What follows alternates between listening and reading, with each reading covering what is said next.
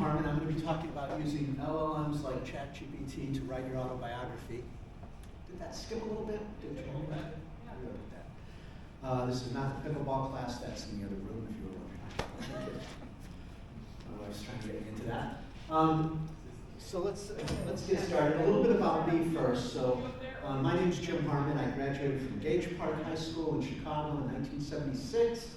And I graduated from here, UIUC, in 1981. If you want to reach me, you can use that email there. I brought my colleague, Ted Rafash, who also happened to graduate from Gage Park High School in 1976. So we've known each other a long time. And I'll talk a little bit more about that. And that was sort of my initiation into wanting to do autobiographies. And you can reach Ted at SoSelf.com. I wanted to just get a little sense of who you guys are. So I'm going to just ask a few questions by a show of hands. By the way, an autobiography usually is kind of almost like a Wikipedia page. It's sort of a story of your entire life, sort of from beginning to end, where a memoir usually is a memory, so a specific incident or time in your life. And whichever one is more interesting to you, maybe it was your early childhood that you want to write about, not necessarily your whole life. So because we are at a university town, let me ask, has anybody here ever written a book, an article, or a paper of any type, kind of as an adult, so a good number of you. Who's a book, an actual book? Papers? Okay. Articles? Okay. So you guys are a pretty good audience for AI. Who's used any AI tools here? So in other words, probably the most popular one, the well-known one is ChatGPT. So who's used ChatGPT? All right, a couple people in the back. Anybody else use anything else, like Claude or Sonnet? Okay, so if you... Trying with Perplexity. Perplexity, that's a common one these days. Gemini. What's that? Gemini, is that? Gemini, that's one that... So we're seeing more and more of the tools out there, but it seems like a lot of people are new to it, which isn't surprising. I mean, AI is a very new thing, especially these, what we call the LLMs, the large language models, the things that are really oriented towards helping us work with language. So that's new, and I'll definitely be talking about that. And that's kind of the purpose of the talk, is to describe those. Okay, this is a little hard to read, so I'm just going to walk you through the slide. But what's the pipeline for creating and what I call an AB, an autobiography? Do anybody remember the old days of like vanity presses and that? So, if you wanted to write a book, you'd write it and you'd pay for it, and you could get somebody to publish it by paying it, not where the editor comes. Durant's? What's that? Durant's? Is that? Was that one of the publishers? I think so. Okay.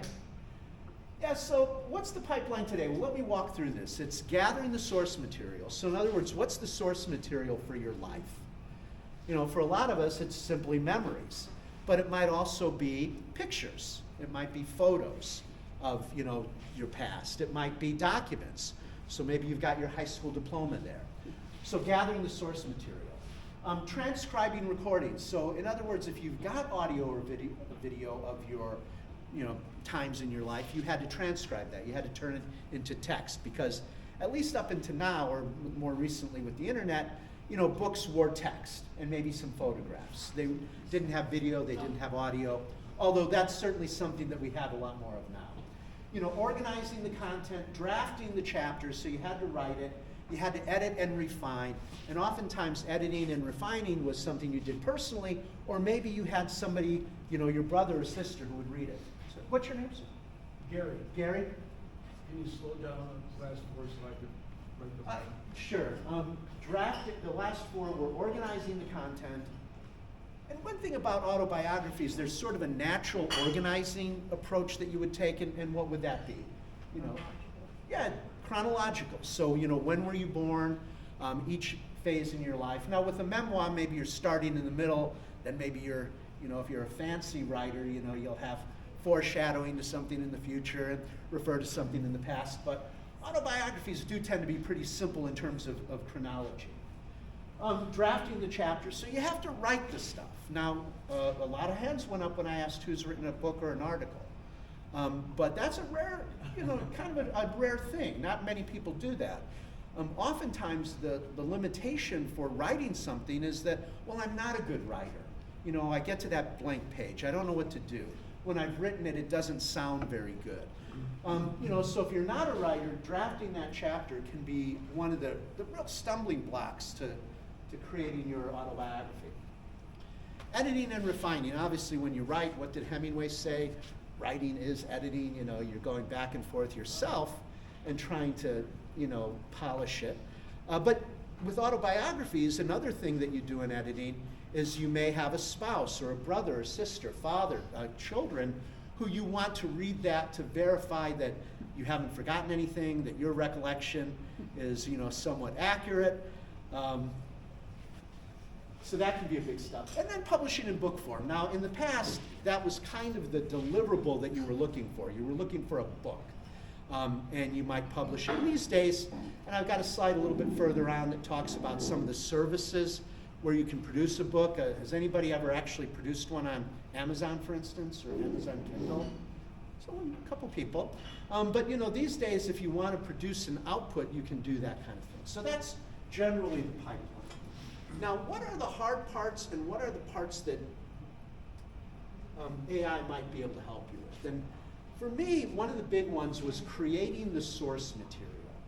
So if you want to remember what happened, what do? I mean, you can sit down yourself and just start, you know, writing it or recording it, but that can be a big stumbling block. So one of the things that I'd like to really emphasize and kind of something that you can take away from this talk is how do you create source material in a simpler, quicker way?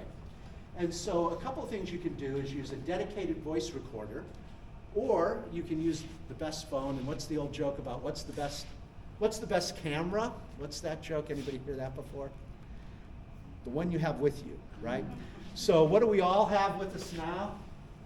We all, yeah, not everybody, but generally we have a phone. And a phone is ideal for capturing both audio and video. And then photos and other digital artifacts. So for instance, you know, a resume.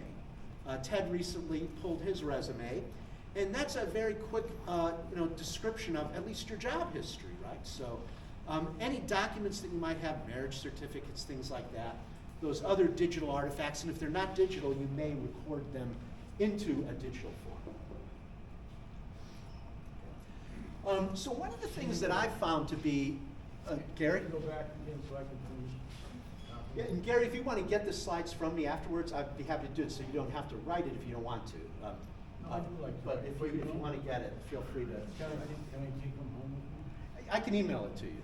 No, I want to take them home. Oh, okay. I don't have the papers. But we want could. the machine too. Well, I guess. I'm teasing. Just writing it is fine. Yeah, if you want to do that. So one of the things that really was helpful for me is I like to talk. I mean, that's probably the reason I'm up here to begin with. My wife sends me away. Talk about AI far away from me. You know, so I love to talk. So one of the things I like to do is what I call time travel. So what I love to do is take my dedicated digital recorder, and this is something Ted and I just did on the drive down here. We were reminiscing about, you know, when we came down here as freshmen and sophomore and drove down here. We recorded it digitally. Now, I happen to have this particular one. These are a little pricey. I mean, this was about $60, $70. It's not necessary to have one, but one of the things I like about it is it's instant on, and it's dedicated. So, you know, if you're trying to do it on your phone, sometimes turning on your voice recorder can be a little bit tricky, and getting that all set up. Where this, you know, you flip a switch and basically you're recording.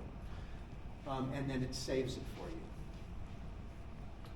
you. One of the things I like to do is mount it in the car so that when I'm driving with people, or even myself, remember the days when if you saw somebody talking to themselves, it was a bad thing? Now it just means they're on their phone, right? But so what I did is I got one of these phone car mounting kits, and now I just put that there, so I can put my my digital recorder or your phone if you want, and I can record things. And one of the things I really like about this approach is, you know, when Ted and I were driving down here yesterday, we saw things that basically triggered memories that we had when we were driving here. So, if I was at home, just, in my living room and thinking about when I drove to U of I wouldn't remember as much. But by physically being in that situation, I find it brings out more memories and triggers it. Now, that's not always possible. As you'll find out a little bit later, Ted grew up in Poland. We probably should take a trip to Poland at some point, and maybe physically we get that. So you can't always go back to the physical location. But when you can, it is a way to trigger those memories that otherwise might not come to you. And you're capturing it. A couple things here, if you're not aware of it. In the library has these audio booths and video booths. So you can go in there and you can have a dedicated space where you're focused on just recording some audio or video. And there's 2 booths there, one that allows 2 people. So another thing I found that's a very useful trick to kind of encourage those memories is if you have an interviewer. So like when we're driving down here, Ted says, well, I was driving my car. And I can say, what kind of car was it? Where'd you get it? And it turned out there was a whole backstory there. His father bought him the car for his wedding. So having an interviewer can be very useful because they can kind of ask some of the obvious questions. Another thing you can do is, if you do have a video recorder, and these things were popular. My kids are, my daughter just graduated from U of I a couple of years ago, so my kids are kind of grown now, but they grew up in the time of, video recorders and that, so we have tons and tons of video of my son kicking a soccer ball over and over and over again, right? And he was a great soccer player, but we have a lot of videos of things like that. But one of the things that we did back in August 2004 was 2004. We have Uncle the this is my wife's Sonia's uncle. In 2004, he was 85 years old, and he had a very interesting history. He grew up in 1920 and actually was born at home and lived in one of those sod-type houses in Colorado. We asked him how he got to school. He said, I took the bus. What was the bus? Well, it was an open wagon drawn by horses, and then he also served in World War II. So in 2004, and I'll just show you a couple minutes of that. Dwayne here. So, Uncle Dwayne, when were you born? Born July 27th, 1921, 1921. And where were you born? in a farm in Sand Hills of northeastern Colorado, between Holyoke and Ray. And were you born in a hospital? No, I was born at home. Really? So a home birth, huh? Is that how all the births were done back then, or you were just an unexpected? I don't know. I was just there. And you were obviously the first. You were the oldest. I was the oldest grandchild on the Wheeler side of the family, and about the oldest on the Curtis side of the family now is still living. Mm. But there were other grandchildren before you on the Curtis side? Yes. And so we were able to capture about an hour of that. And we focused basically on 2 things in his life, his growing up in Colorado, and then he also served in the Pacific Theater in World War II. And when they take over an island, he was responsible for building they built airports very quickly for the planes. And so he later went on to work in the Missouri Department of Transportation from those skills that he developed. So, at the time, this was obviously 2004, way before LLMs and AI, but this is the kind of thing, if you've captured this, now what I've been able to do is transfer this to text. And so we can create a little story of what he did, and it'll build it. And I'll show you that in a minute. Just take a seat. So any questions, comments so far?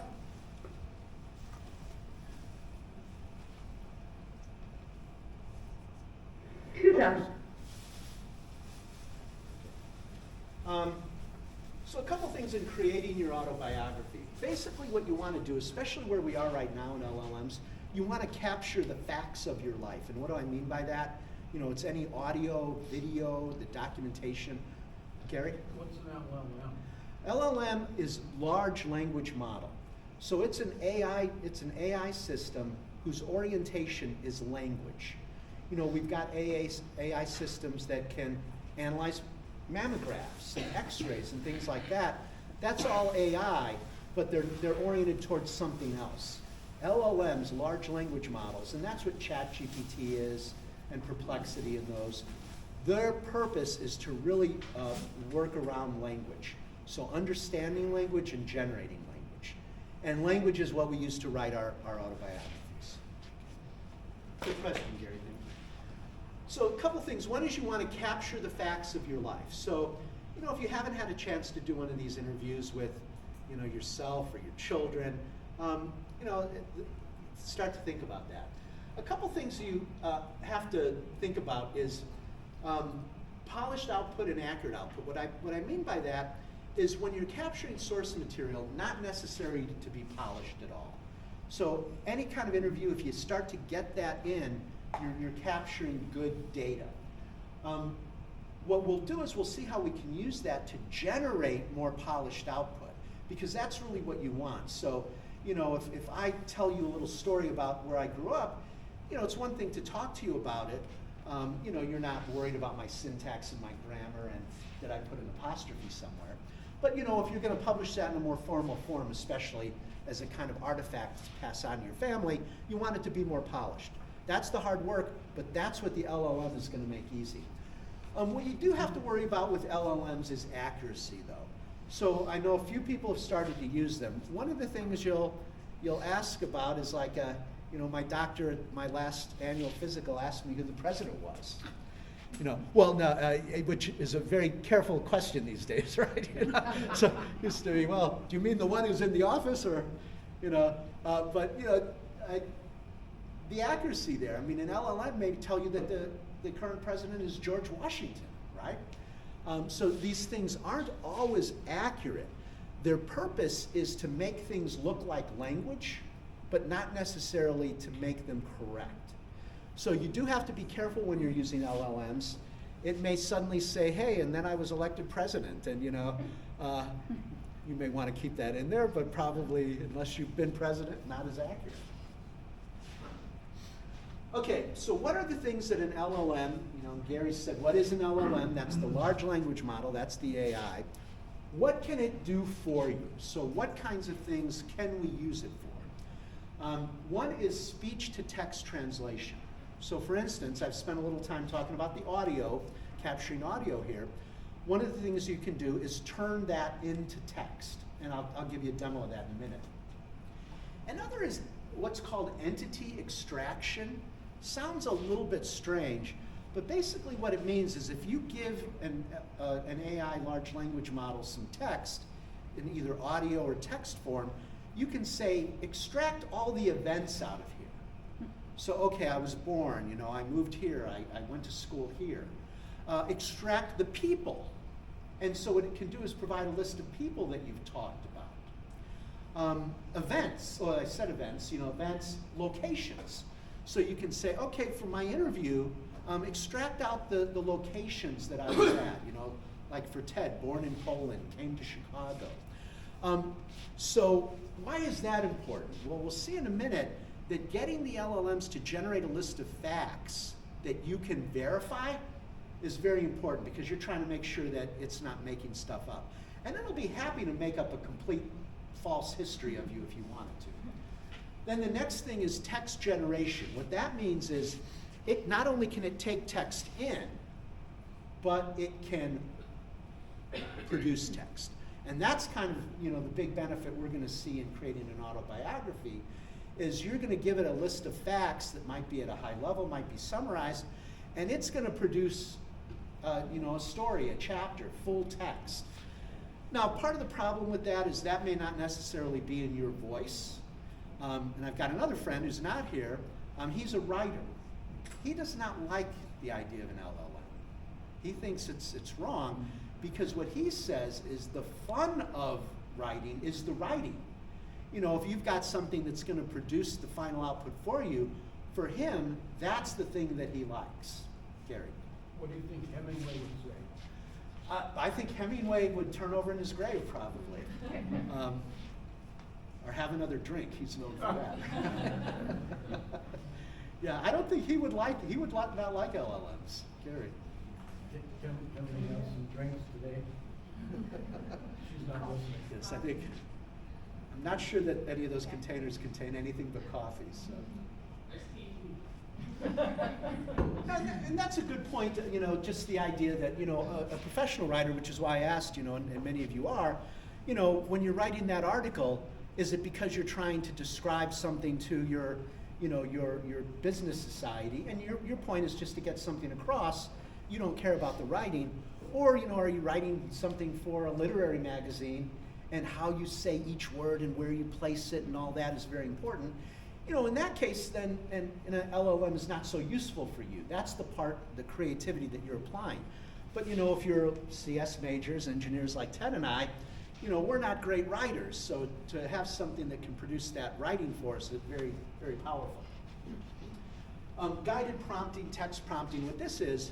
I have a question. What's your name? Your Susan. Susan? Your very first step, speech-to-text translation, we've all seen voice messages on our phone that bear almost no relation to what was actually said. So this must depend a lot on who's actually speaking or how they're doing it. It's difficult. Absolutely. If everybody didn't hear Susan's point, is that text-to-speech has historically not been very good. Mm-hmm. There's the example, recognize speech was often translated as wreck a nice beach. Right. Completely different meaning, right? I think what you will find with the new AIs, though, is they have become superior to human level translation. So if you were transcribing speech, we would make mistakes, right? I would mishear something. They are now at the point where they are, the current ones, better than human level speech translation. So I think you will find that is no longer a problem in the same way that it was in the past, and they're getting better. Now it can vary a little bit, sometimes people with accents or that, but even those these days, it's amazing. Susan, does that answer your question? Yeah, it was just about the messages that you see on your phone, where someone left you a voicemail and then it's been written. And now many of those systems, because they're trying to get speed, they're not using the advanced LLM capabilities. So that's why a lot of things that you see still aren't that great, because they're using an older technology. And there's always this sort of tension between speed and accuracy. So like maybe a voicemail, you want it to be fast and cheap, if you're one of these companies. But for the ones that I use, amazing speech recognition. You gotta buy the latest iPhone with Apple indulgence. Do you happen to have one you can sell No. here? What's your name? Paula. Yeah. So are there LLMs that can take speech in one language and translate it into another language? Absolutely. Yeah. And then create text out of that? Yes. And sometimes you have to be careful, if you speak in French, it'll translate in French, you have to tell it, well, make it English, and you can go back and forth. So I think one thing you'll find, and I know a lot of people haven't played with them yet, ChatGPT is free, the website is chatgpt.com. What they can do in terms of that kind of thing is amazing, and I'll show you a little bit of that in a minute. So let's get into that a bit.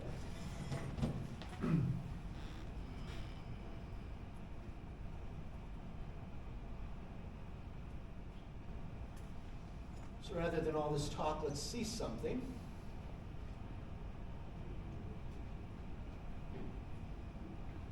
Okay. I don't know if this is, can you guys see this okay? Joe?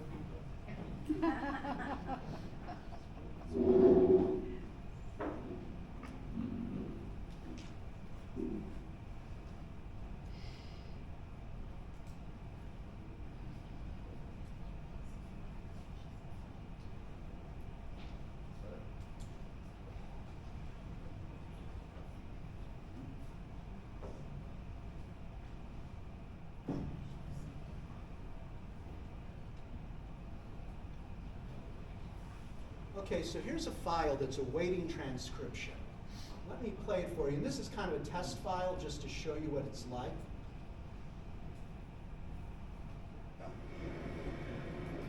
I am speaker 1. Hello world. I am speaker 2. Hello world. I am speaker 1. End of text. I am speaker 2. End of text. So what I'm now going to do is I'm going to run it through one of these AI transcribers.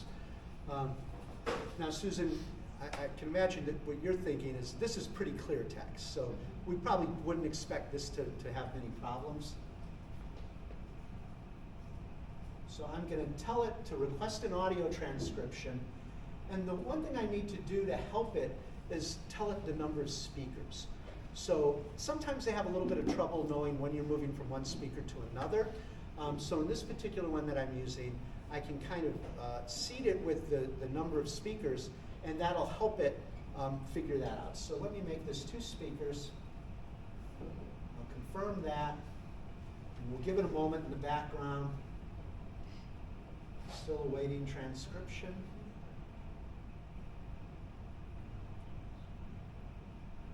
What's the system you're using? This is a system that Ted and I have come up with, but behind the scenes, we're using something called Assembly AI. And Assembly AI is the transcription service that this is using, but to make it easier, we put kind of a wrap around it because that's what we really like to do. We're computer science majors, right? Oh, let's see. We have a little bit slower internet connection here. It looks like it's taking a little bit of time.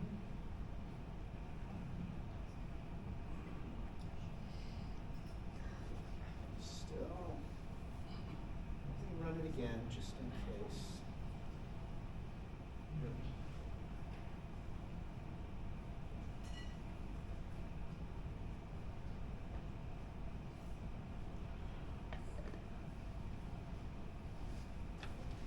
Can I ask a question Sure. while that's running? So there are tons of different AI systems out there. About 6 months ago, I started looking at search AIs, and they vary considerably in what they accomplish. How do you figure out what it is that you want to use? Yeah, that's a tough question, just because in anything on the internet these days, there's so many options. I mean, there's hundreds of apps that do the same thing. I put a list of about 5 at the end that I kind of recommend. So, I'll show you that, ones I've been playing with. But one point I would make is we're very early on, and so things are constantly changing. And so, I think, the same way you research anything, I mean, Googling and that, and, can be tough. That's why I put together a little list of the ones I think are the better ones. But as it evolves, they'll, some will emerge as kind of the winners. And that's why one of the things I want people to get out of this talk is that for now, the actual usage of these things is a little bit experimental, but one thing you'll want to do is, provide the input. So like, I would hope that very shortly everybody will do at least a little bit of recording or something, because as these things mature and they get more standardized, then you'll have your input to get into them. But right now it is, at the wide open west. I mean, there's so many of them, and because it's such a popular thing, a lot of these companies are getting funding, and so there's hundreds of, of these. So not a good answer, but kind of where we are right now. Well, let's see if that gave us enough time. Okay, there it is. Again, maybe a little bit hard to read, so let me walk you through it a little bit. So basically, it was a little while ago, but remember, speaker A was, hey, I am speaker 1, hello world. Speaker B, I am speaker 2, hello world. Speaker A, I'm speaker 1. So it did, pretty excellent job. Now, certainly that was pretty clear text in this case, but as I said, the newer ones, amazing how good they are. But even then, there are definitely mistakes. So this is not a 100% process. You're going to have to read these and go through them and make sure they're accurate. What was your name? So you're saying John. You're saying the newer ones. What I'm understanding is you used like your Sony audio recorder, and then you imported those into your laptop, and then there's a variety of these converters that we might go out and look for and find. Yeah. So what Ted and I did is this little system, ExoSelf, is what we built as a wrapper around this. so that when I did this particular option, transcribe audio, what happened behind the scenes is it's calling one called Assembly AI. And that just happens to be the one that I picked for now. Pauline, right? Paula. Paula's point, what do you pick is there's so many options and they're changing over time. So one of the reasons we put this together for ourselves was we wanted to be able to switch to a different one when we found one that was better. So if you were doing this, John, you might go to Assembly AI. Oops. And so you can see this is a service that transforms speech to text, and then you can use this directly. And basically it's the same thing. You upload the file and it does the thing. But for now, for us, we wanted to be able to try different ones and compare them and all that. But this is probably, Assembly AI is probably the best one right now in terms of both the cost and the quality. What's your name? Linda. Linda? I have a question about,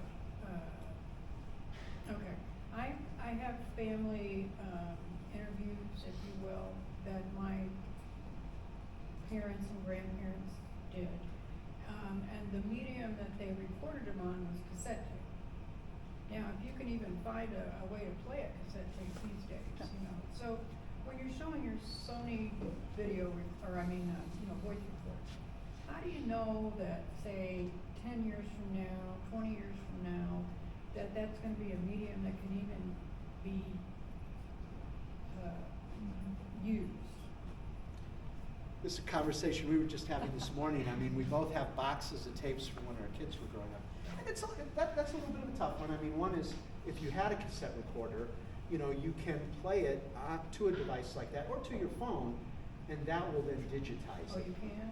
And so you could just do that recording where you hold it, and I've done that on some of them. But that tends to not be as good a quality. I know, Maura, I don't know if you guys do it, but I know some libraries have that kind of a service. Sure, yeah, we don't here, but I think the Urbana Free Library does have devices that you can at least check out to play cassettes, things like that. Yeah, and I know I live in Naperville now, but our library has a couple of devices, like an old VCR player and that. I don't think we even have a cassette player anymore. There are, in Naperville there is a service, and there's a few of them around, but these cost money, especially if you've got, 20, 30 of these, you may not want to pay $20 or $30 each.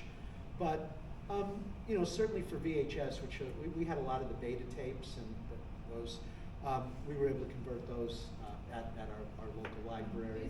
These were all on cassette. So these were the smaller Right, cassettes. right. And at the time, they thought they were doing a good thing, recording great-great-grandma so-and-so. But, now, because those cassette tapes are so old, and of course the quality of the recording wasn't great to begin with, but it's what we had. Yeah. And, what do you do with them now? That's a tough question. I mean, Ted and I Unless you both. type real fast and can do the old-fashioned, that kind of thing, which I don't, so. Yeah. Although I've had great luck with, some of my old tapes, even low quality. Assembly AI has done a pretty good job of, but you do have to get them in electronic form first. So that is a little bit of the trick, but some of these are, I've been amazed how good they are. And then it's like you're going through it and you're fixing things along the way.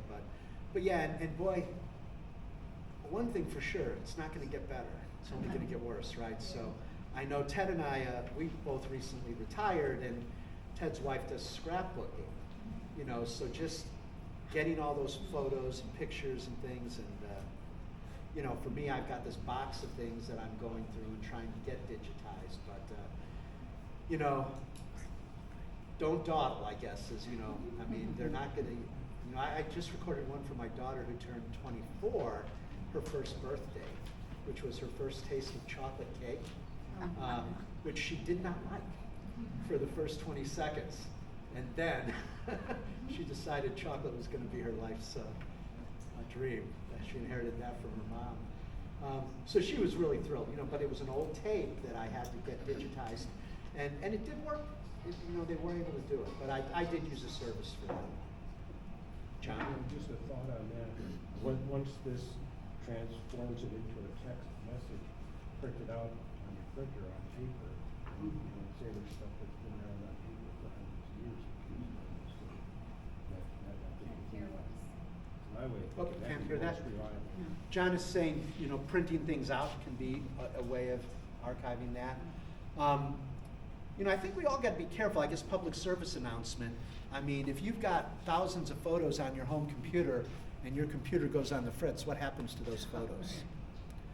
You know, so if you're not using a service like Dropbox or Google Drive, you may want to think about that because, you know, losing some of that stuff on a computer, you know, there's no way to get it back. So John was just mentioning printing out on paper. And of course, Ted's wife, she prints out, you know, you've got the physical photos in the books, right? Yeah, but you know, if you're not gonna have the voice, right? Everything that all the rich information you get from the actual voice when you print just the words. Paula? And- Paul? It's just Paula, right? Paula, right.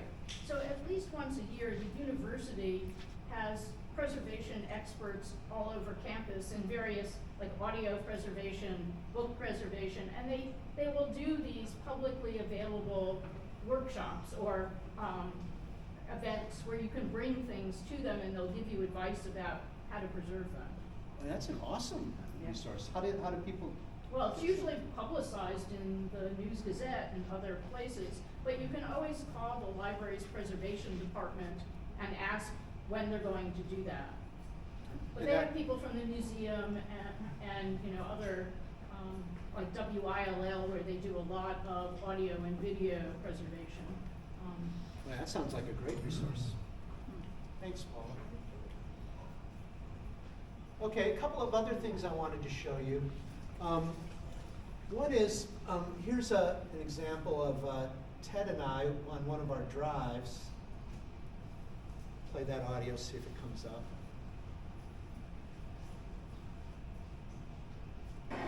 They built that up. Well, it looks, I mean, look. And that's all I'm going to play because who knows what Ted and I were talking about. But I just wanted to give you an example. What did the quality of that sound like? Terrible. Not very good, right? An engine. You know, yet when we translated it, I don't want to show too much, who knows what we talked about. But what it was able to do is actually do the speaker A, speaker B, and when we went through it, very, very accurate. Even though we were in a car, we had a lot of background noise.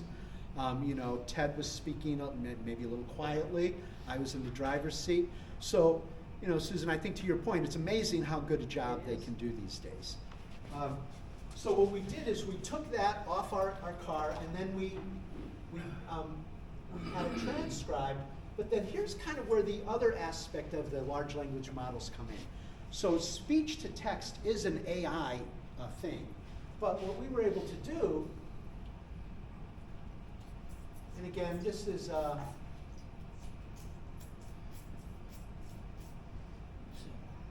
going to be a little bit hard for you to read, so I'm just going to kind of walk you through it.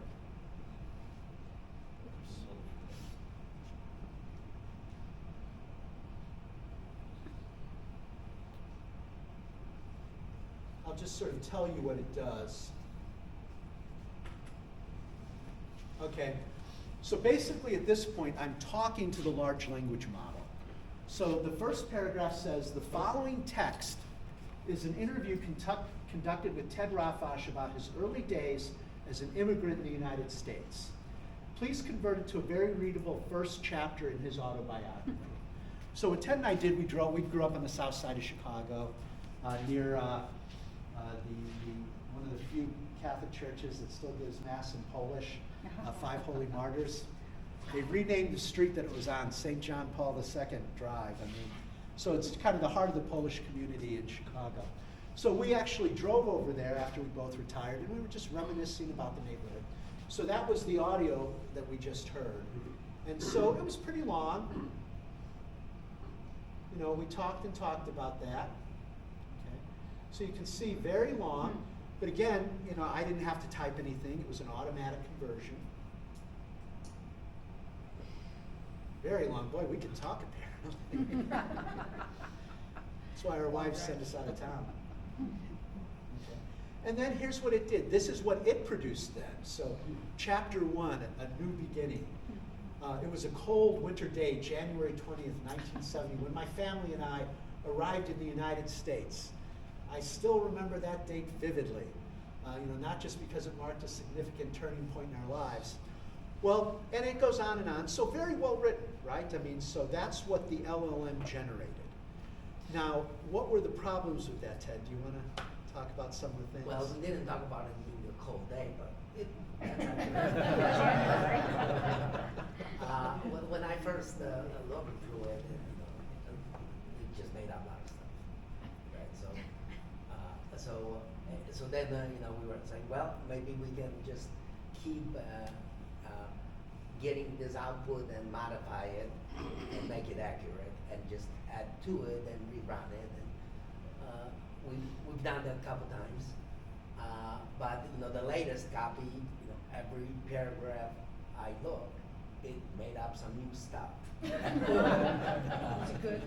Yeah, and so the conclusion is that it helps you write all this stuff.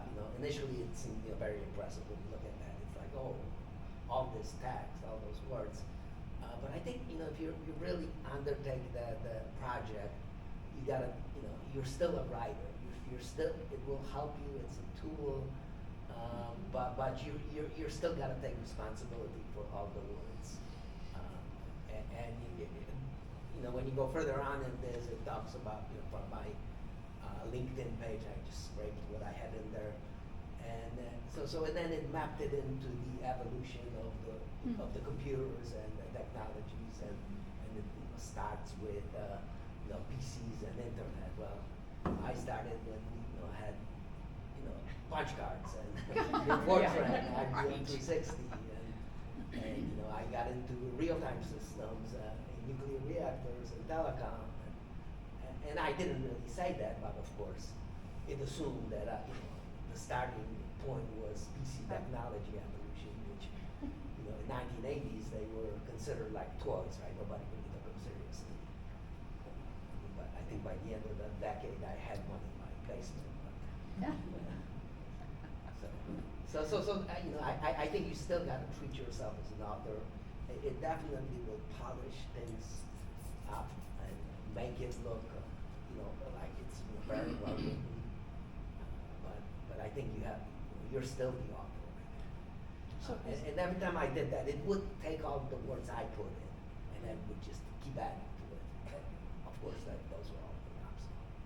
That wouldn't make a good biography, but it could be a good story. Oh, yeah? Is this where you actually do your editing within that software, or do you put it into a word processor? Well, sort of thing? I think Susan, right? Susan's making the point that at some point you probably are going to switch over to that. And then you may go back at the very end. So you may take this, you may cut and paste it into a word processor, you may do your own stuff, but then your final step may be just a light editing step. So one of the things you can do is ask it, don't write a whole new thing, but just make very light grammar and edits, and it can tell you what it's going to do. So you might, if you're a writer, you might be done when you're done with the word processor, or you might have it do a final edit. Gary? I'm sorry, what is that process called? This is prompting. So in other words, what I'm doing here is I'm talking to the LLM through a chat-like interface. So in other words, I'm giving it some text, and as you can see, that can be a huge amount of text. It's not like, a small amount. And then you're asking it to do something, and that's, the blue is me talking, and the gray background is the LLM talking back to me. So I don't know, if for people who've seen this before, it's a text interface. So it's like you're texting somebody and they're responding, with the difference being that you're tending to have much, much larger text. Kind of the old idea of text is that they're short. So one of the things that I did, Gary, was I had a conversation with it, as Ted mentioned. You left out the part about getting into college. Also, speaker A is Jim and speaker B is Ted, so now you know who's talking. And so regenerate this, add some additional information. And then what it did it completely came up with a new chapter. And then it was done. And sometimes what happens is I guess to use the analogy, it gets tired. You have to tell it, keep going, keep going. And so it does that, and it generated some more text. But part of the problem is, at that point, as Ted was saying, the facts weren't all there.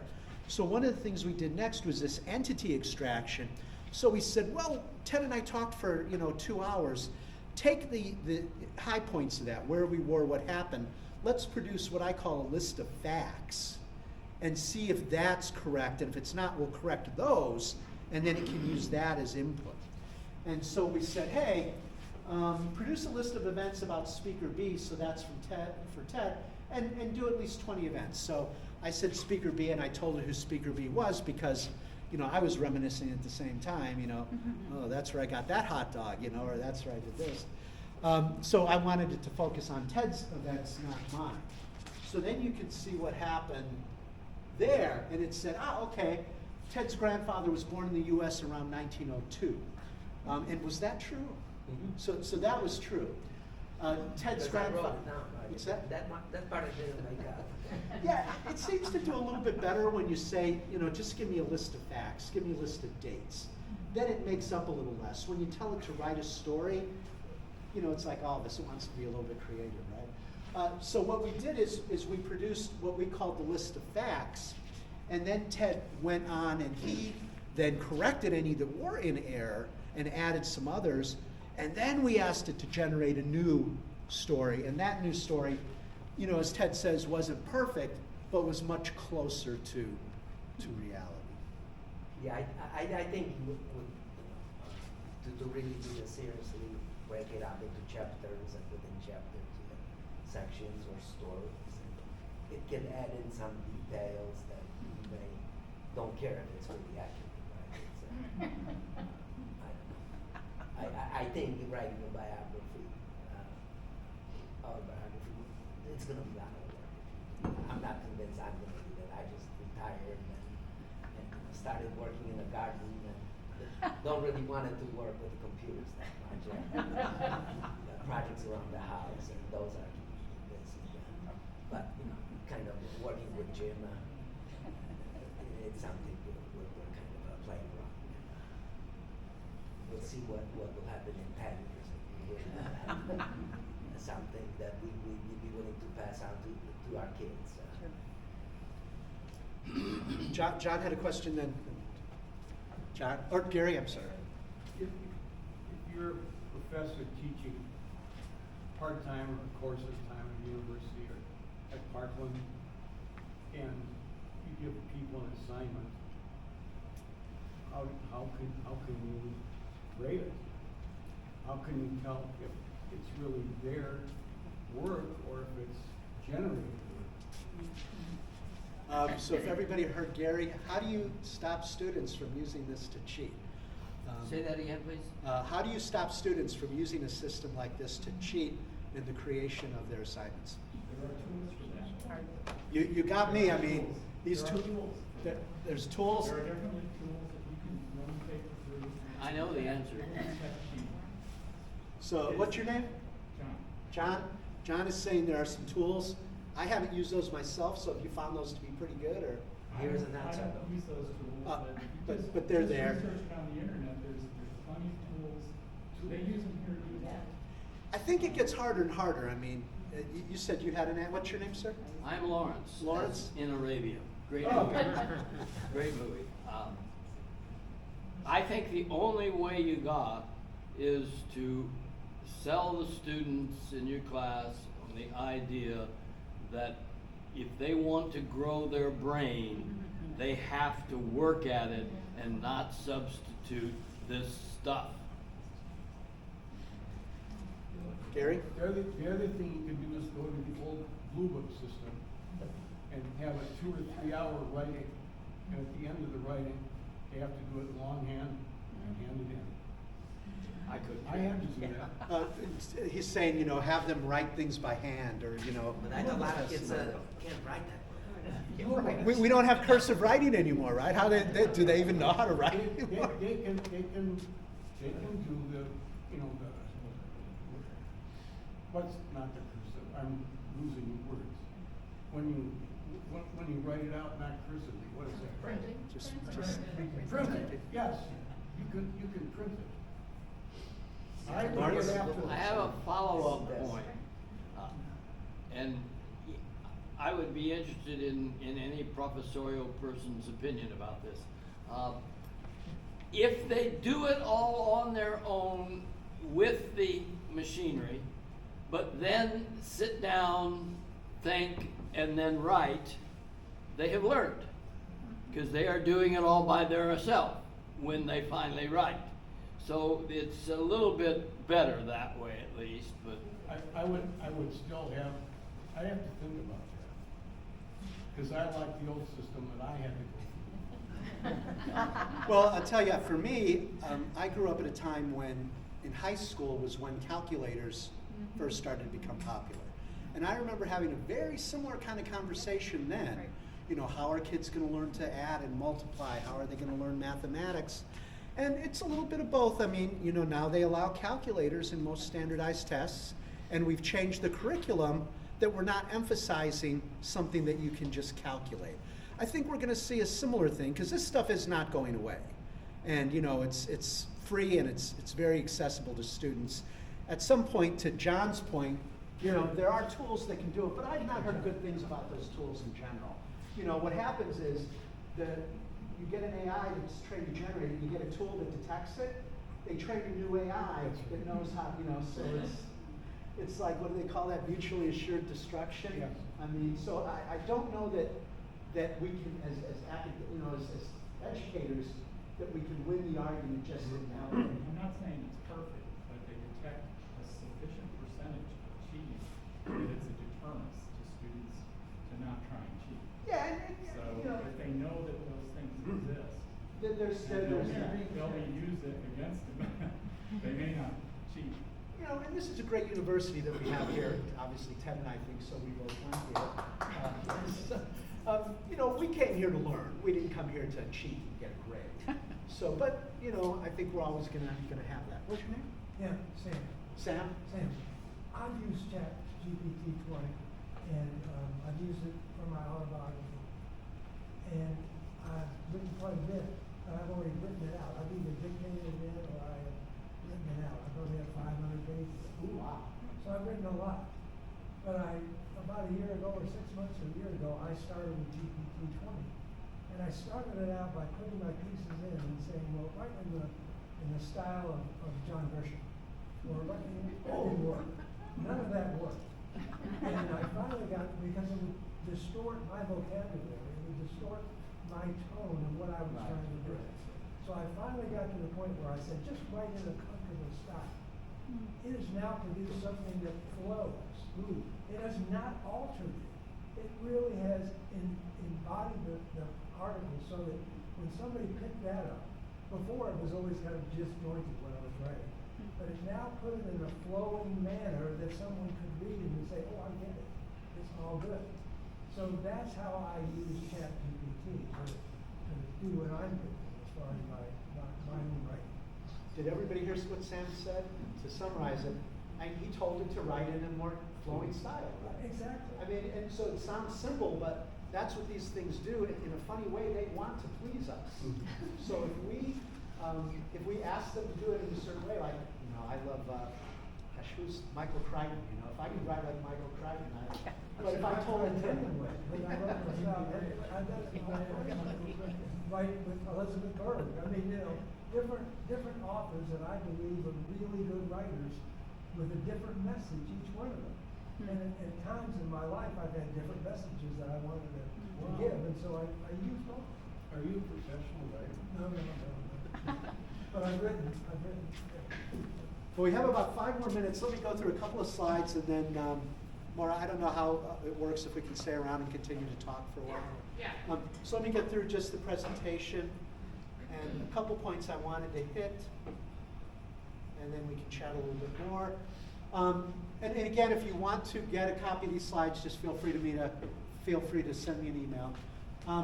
But just kind of what should you do make input easy, record speech, record video, generate that list of facts so you can verify that things are true. Keep that list of facts updated. That's going to be a key document now and in the future, because these things are just going to get better and better. So even if you write your autobiography with an LLM now, you may want to update that again in 5 years or 1 year or 2 years.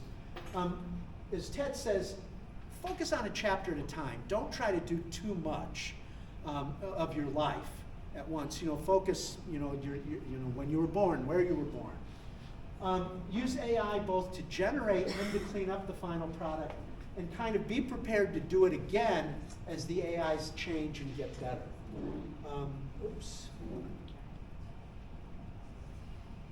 Just a couple things I wanted to say, just as I've already said, smarter LLMs. These things are coming out at kind of a breakneck pace. So things are changing all the time. And so what that means is really focus on getting your source material. Digitize these things if you can. Dedicated AB sites, dedicated autobiography sites. Paul, I'll show you a couple of those if you're interested in doing something now. And they go all the way through print the book for me. Now, they're not cheap. The one I'll show you is like $300 for that. Might not be worth it at this time. A couple things, digital twins, and this is interesting. When I say that, I showed you my video of Uncle Dwayne and talking. There are some sites now that are taking those and they're producing human-like characters that have the look and the voice and the personality of these people. So you can do that either visually or voice generation. I played a trick on my wife. Who's married here? Who has a spouse? Does your spouse like to apologize? So I have a video not a video, an audio I generated in my wife's voice of her giving me this over-the-top apology, which I won't play because I'd be in trouble. I couldn't go back home. But a couple things there. It sounds like her, and now we're at the point where not only can it sound like it, but it can look like it. A couple things there, just public service announcement, things like the romance scams and things that people are getting. We don't know what's AI anymore. It's getting harder and harder to really tell what's AI. Now that can be a good thing. Would it be fun to have a digital version of yourself to give to your grandchildren that they could talk to you? I don't know. Is that weird? Is that good? You certainly wouldn't want a digital twin of yourself that's going to your bank and withdrawing money, right? So a lot of interesting things are coming, those romance scams when people are contacting you. I have a friend who says, meet them or delete them. Hopefully nobody's communicating right now with somebody who says, hey, have you ever heard of Bitcoin? So, but I think both the good and the bad of AI is we're going to be able to do some wild things, but not all good. So, dedicated sites. The one I kind of recommend, Paula, is if you want to do a little research into it, is life-story.ai. And they kind of do the whole thing. So they write your memoir, they let you put your audios in there, and then they actually generate a book for you. I'm not sure, if you wanted to use one of those, they are there. There's still, I wouldn't pay that much. But that's what is there right now. So just conclusion, we are at the beginning of this LLM, large language model revolution. It's only been the last few years that these have really become as capable as they are now, and they're constantly changing. I like to say, if you're going to take anything away from this, focus on building your source material. If you've got stuff that you haven't been digitized, I've digitized stuff that's 25 years old. I think it's still good, but at some point we won't have the cassette players anymore. The quality will be so low that it won't make sense. So I do like to focus on whatever you can do to digitize that, do it. Experiment and have fun. So Sam's talking about do this in the the style of John Grisham. So a lot of these are goofy things like it can write limericks for you. write a sentence where every word begins with Q. I mean, there's all kinds of crazy things that these LLMs can do that are fun. And it's free, so chatgpt.com, if you go to that, you can play with these for free. And I also like to say, everyone has a story to tell, tell yours.